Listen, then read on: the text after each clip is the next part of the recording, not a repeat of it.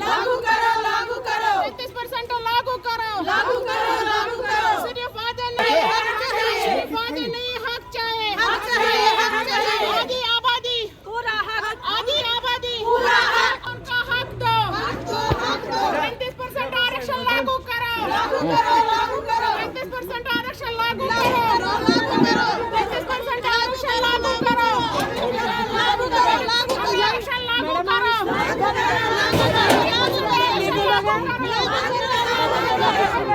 का हक दो, लोगों का हक दो, लोगों का हक दो,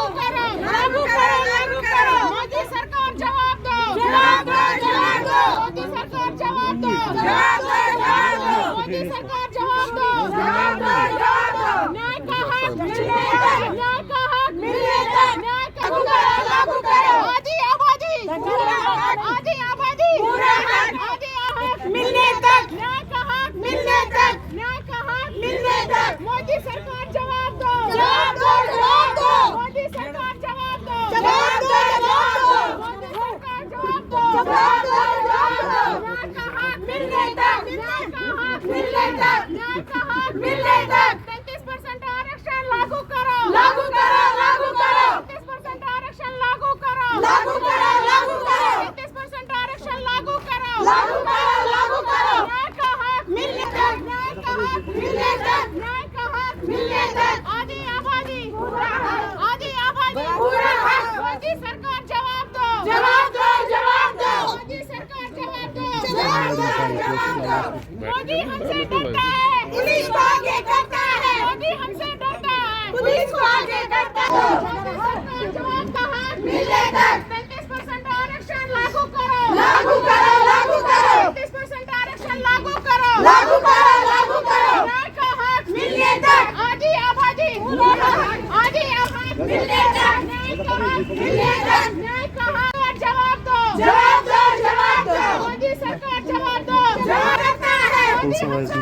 डरता है, पुलिस को आगे करता है, मोदी हमसे डरता है, पुलिस को आगे करता है, मोदी हमसे न्याय का हक, मिलने तक, हमारा प्रोटेस्ट है महिला कांग्रेस का।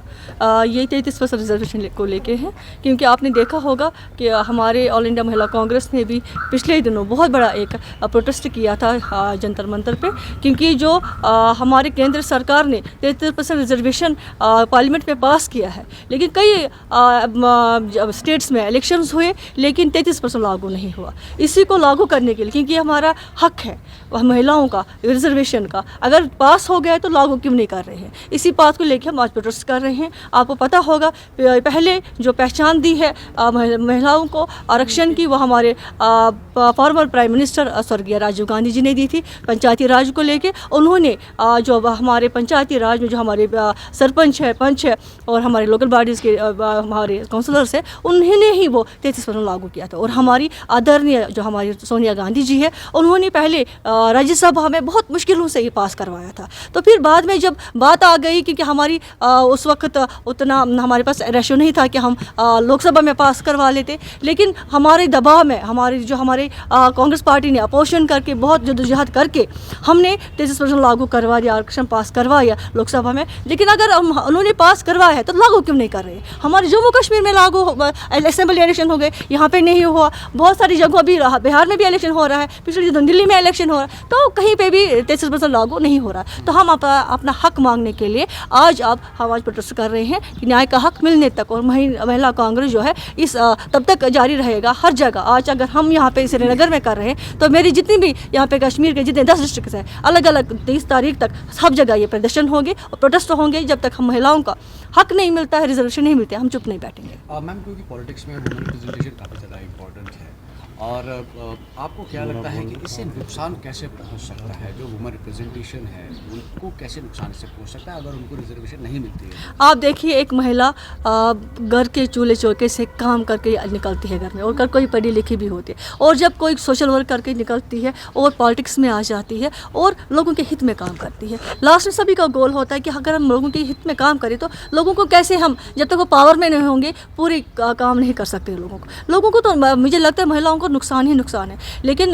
जो हमारे केंद्र सरकार को देखना चाहिए, जो महिला है वो किसी से कम नहीं है। आज हर शोबे में महिला नंबर 1 है, लेकिन हम पार्लियामेंट की गूंज बजाने के लिए, हमारे असेंबलीज़ में आने के लिए महिलाओं का बहुत ही नुकसान है अगर महिलाओं को आरक्षण नहीं दिया गया। आप देखेंगे महिलाओं की आवाज़ आपने देखे, जो हमारे सरकार थी कांग्रेस पार्टी की, तब वो हालत नहीं थी महिलाओं की। अगर आप देखेंगे हर जगह शोषण हो रहा है, हर जगह रेप्स हो रहे हैं,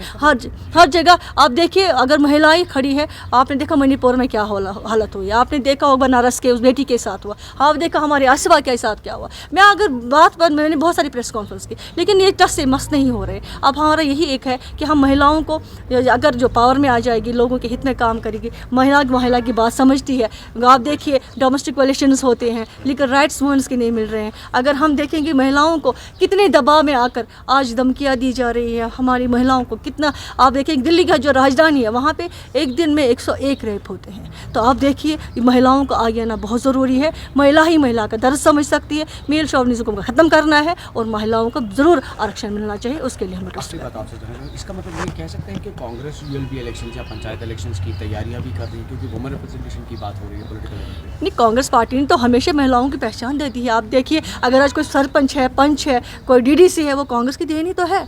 राजीव गांधी जी जो हमारे थे, उन्होंने ही तो पहले रिजर्वेशन दी महिलाओं को। आज ही तो हम उसी जो हमारी आदरणीय सोनिया गांधी जी, हमारे राहुल गांधी जी है, हमारे प्रियंका गांधी जी, खड़गे जी है, तो वो यही उसी बात को लेकर चलते हैं कि अगर हमने पंचायती राज में दे दिया, अगर हमने लोकल बॉडीज़ में दे दिया, तो असेंबली में क्यों नहीं। तो हम चाह रहे हैं कि आपने देखा पिछली बार जम्मू कश्मीर में कितनी महिलाओं ने इलेक्शन लड़ा, आप मुझे बताइए दिल्ली में कितने लोगों ने, बिहार में कितने लोग लड़ रहे हैं। तो ये मनमानी नहीं चलेगी। हम महिलाओं का आगे आना है, महिलाओं के लिए जो उनका हक है, उनका अपने हक के लिए लड़ना पड़े तो हम उनके लिए तैयार हैं।